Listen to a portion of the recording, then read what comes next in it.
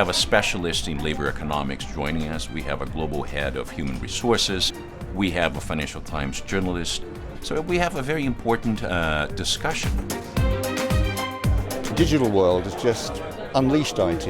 Every single part of an organisation is affected. How do they engage with the business? The Corporate Learning Alliance brings different industries together, different functions together. The access that you have to leaders in this space, I think, is unprecedented. It's an interesting panel. I'm expecting to hear some insights. I'd like to welcome everybody here. I think the subject of human transformation in the digital world is one that clearly on the minds of everybody in this room and on the minds of everyone in business. Once upon a time, we required only one decision from an FT customer by the newspaper. That is the only decision we really require of you, except for we'd like you to do it again tomorrow. Now we're in a world where people are making decisions on marginal decisions every few moments. So we are having to think about the fact that our readers could navigate away from us at any moment. And what do we do to make sure that they want to stay? Three people with us today are also three people who are continually grappling with these issues. I think it would be very useful for you to give us your sense of the overview of the way our lives are being transformed by automation. Well, thank you very much, and it's great to be here today. We're seeing a new second wave of artificial intelligence. It's performing tasks very unlike the way human beings perform them. Just one quick example, in parts of the United States already, for example, parole decisions are done by algorithmically rather than by human beings. I mean, it is the case in certain parts of our legal system that you have, and I know of research going on at Oxford at the moment looking at the ethical dimension of exactly that. I think there is a very important moral question about where we might not want to push for efficiency. I feel deeply uncomfortable about the idea of a machine making decisions to issue a life sentence.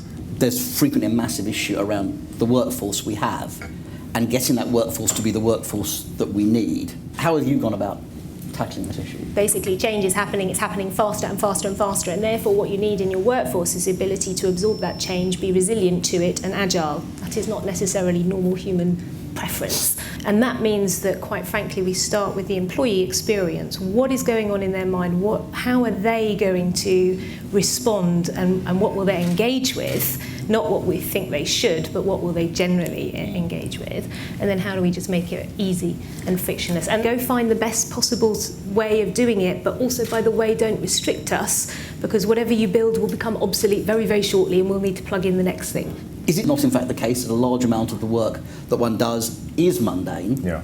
And there isn't this, if this vast value chain existed, smart companies would be tapping it already. Yeah. If you look at the structure of most professional firms, they're based on leveraging large numbers of young professionals who are performing routine tasks. That's the profitability model. Very often that question is framed as a training question. How do you train professionals? How do you get them to cut their teeth if there's no longer all the routine work to be done? How do you train as a journalist if you don't get to write the earnings reports at the start of your career? But I think it's also a challenge to, as you're suggesting, a challenge to the business model of many professional firms. You know, what do you do when you can no longer rely on charging out young professionals performing routine work at a higher rate than you pay them? I think what you say is interesting about sort of enriching content, automating the mundane stuff, and that's actually certainly very much part of my role. But at the same time, there is a large amount of, that can be automated, that's algorithms, and there are people who are followed and listened to because of their human insight and because of the way they work, and it's sort of splitting into two areas. I think that's absolutely right. But what we tend to see, though, is that those people are at the top of the pyramid. I think the traditional career paths definitely will change, and the way that people work, but I don't have a worry about any profession. I just think there'll be new sources of value.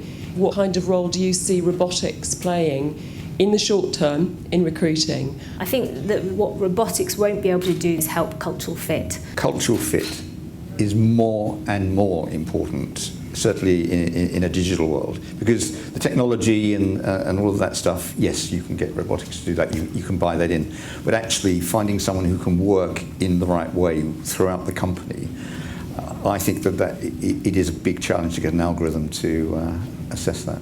Who do you think, assuming there will be some group, is going to get left behind by all of this? I don't think there's a single group that's going to be left behind, but I think it's just the adaptability and the agility to embrace the right skill sets. I don't think you can say these people will be left behind, these people won't. I think it's very much on the basis of, can people adopt different ways of working? Are people very open? Only remains for me to say thank you to the three of you, to Daniel, Deborah and Kenneth, for what I hope has been, I found a very interesting and useful conversation. I hope you have too, so thank you very much. What I've loved about this morning is that we have a relevant but kind of more future-focused topic increasingly on our agenda the last few months, thinking about, for example, the impact of robotics on our workforce and what that might actually mean in terms of our organisation culture and organisation development. This is the most exciting time that we have for the future of technology and people, but we need to get it right.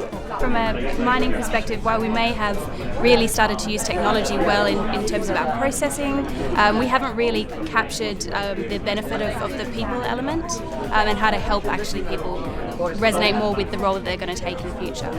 I think what was brilliant about the panel session just now was the articulacy of the people on the panel. They were all focusing that although digital transformation is happening very fast all around us, it's still very much the human aspect.